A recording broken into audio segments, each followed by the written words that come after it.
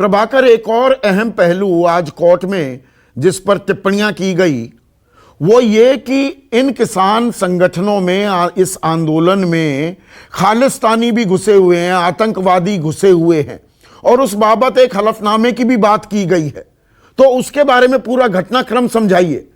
कहां खालिस्तानी बैठे हुए हैं और क्या सरकार को यह मालूम नहीं पड़ा? 48 दिन हो गए कि यहां पर खालिस्तानी बैठे हुए हैं।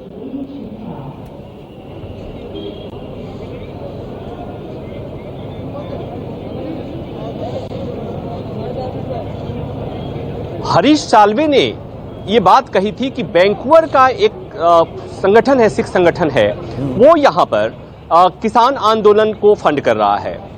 तो आज जब सुनवाई हुई तो मुख्य न्यायाधीश ने कहा कि ये हलफनामे के तहत, मतलब कोर्ट में लिख करके किसी पार्टी ने दिया है कि प्रो खालिस्तानी प्रतिबंधित संगठन इस आंदोलन को फंड कर रहा है। क्या अटॉर्नी जनरल से उन्होंने पूछा कि क्या आपके पास इस संबंध में कोई जानकारी है, क्या आप इसे साबित कर सकते हैं या बता सकते हैं?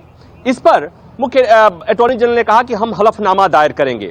संदीप, ये वो आरोप हैं जिस पर समय समय पर सरकार के मंत्री, सरकार के प्रवक्ता कहते आए हैं, या वो लोग कहते आए हैं जो इस आंदोलन को निगेट करने की कोशिश करते हैं, या वो जो कहते हैं कि ये दरअसल किसान नहीं है, ये फर्जी किसान है। तो आज ये चर्चा भी हुई। ये तो जब उसके बाद से सरकार ने कहा कि हम हलफनामा दायर करेंगे। लेकिन संदीप, ये महत्वपूर्ण है ये भी जानना कि इस दौरान 2 किसान संगठन खड़ा हुए, उन्होंने कहा कि वो कमेटी बनाने की बात करते हैं और उसके पक्ष में हैं। तो सुप्रीम कोर्ट मुख्य न्यायाधीश ने पूछा कि जैसे एक भारतीय किसान सभा का नाम लिया था उन्होंने कि आपके पास कितने सदस्य हैं, तो उन्होंने कहा कि मेरे पास, मैं हिंदुस्तान का सबसे बड़ा किसान संगठन हूं।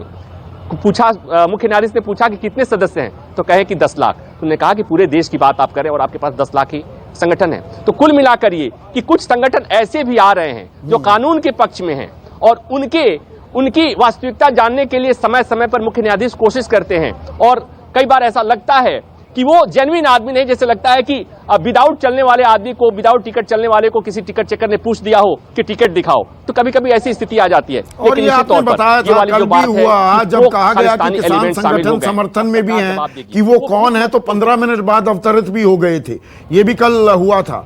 लेकिन इससे पहले रमन, आपके पास आऊं, अभिमन्यु कोहाड़ ये गंभीर आरोप भी लगाया, सरकार हलफनामा देने वाली है कि आतंकवादी खालिस्तानी संगठनों की पैठ है और वो फंडिंग कर रहे हैं आपके आंदोलन की। सरकार इस बाबत एक हलफनामा भी देने वाली है। देखिए संदीप जी, इसमें 2 महत्वपूर्ण चीजें हैं। हमारे सभी किसान नेताओं के जो बैंक अकाउंट है उनकी आप जांच कर लीजिए, और जांच में दूध का दूध और पानी का पानी हो जाएगा। हम तो कभी भी जांच से पीछे हट नहीं रहे हैं। आप बिल्कुल हमारे बैंक अकाउंट की आप जांच कीजिए और उसको पूरे देश की जनता के सामने दिखाइए। आप पूरे देश की जनता को सच मालूम चल जाएगा। नंबर 1 बात। नंबर 2 बात इसमें ध्यान देने योग्य ये है, मान लीजिए जो ये फंडिंग की बात कहते हैं, अभी कुछ दिन पहले घटना घटित हुई रेवाड़ी में, हरियाणा के ही जिस राज्य से मैं आता हूं, वहां पे रेवाड़ी में एक बुजुर्ग किसान प्रदर्शन कर रहे थे और वो ठंड में वो कपकपा रहे थे। तो उनकी बेटियां जो अमेरिका में सेटल्ड हैं, जो एनआरआई हैं, तो उन्होंने जब अपने पिता को टीवी पे इस तरीके से देखा तो उन्होंने 10 लाख के कंबल भेज दिए। तो इसे आप फंडिंग नहीं कह सकते हैं, ये एक पारिवारिक भाव है ये, और उस पारिवारिक भाव के तहत उन्होंने वो आर्थिक सहायता भेजी है उन्होंने। और कल भी आपके ही शो में मैंने ये बात कही थी, यदि सरकार को ये लगता है यहाँ पे गलत तरह के एलिमेंट हैं तो सरकार उनको आइडेंटिफाई करे, सरकार उनको अरेस्ट करे। सरकार अब तक कर क्या रही थी? लगभग 50 दिन होने को है आंदोलन में, दिल्ली के इतने नजदीक आंदोलन चल रहा है जो देश की राजधानी है, और सरकार हाथ पे हाथ धरे बैठी है। यदि सरकार की बात को सच मान लिया जाए कि भाई गलत एलिमेंट है, तो इससे तो सरकार का फेलियर दिखता है ना। और जहां तक हमारा पक्ष है, हम तो पहले दिन से। रमन, राजनीतिक प्रतिक्रियाएं क्या मिल रही हैं? विपक्ष की तरफ से भी सुप्रीम कोर्ट के इस अहम फैसले के बाद कुछ हमें प्रतिक्रियाएं मिली हैं क्या?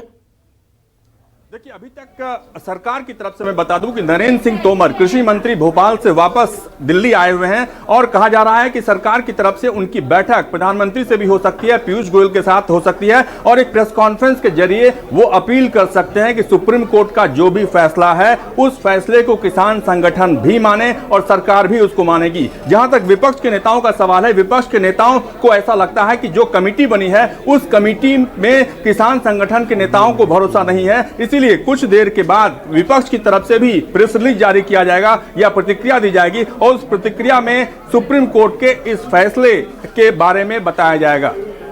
तो अभी राजनीतिक प्रतिक्रियाएं भी, हम उसका इंतजार कर रहे हैं। अहम फैसला आया है सुप्रीम कोर्ट का, कानूनों पर फिलहाल लागू करने पर रोक लगा दी गई है, कमेटी का गठन किया गया है। आंशिक जीत कह सकते हैं किसान आंदोलन के लिए, लेकिन किसान अभी भी इस बात पर अड़े हुए हैं कि तीनों कानून निरस्त किए जाएं, रद्द किए जाएं और कमेटी के सामने वो पेश नहीं होंगे। क्या किसान भी जिद कर रहे हैं? यह भी एक अहम सवाल है, इसको भी हम ट्रैक करते रहेंगे। अभी के लिए बस इतना ही। नमस्कार, मैं हूं मानक गुप्ता।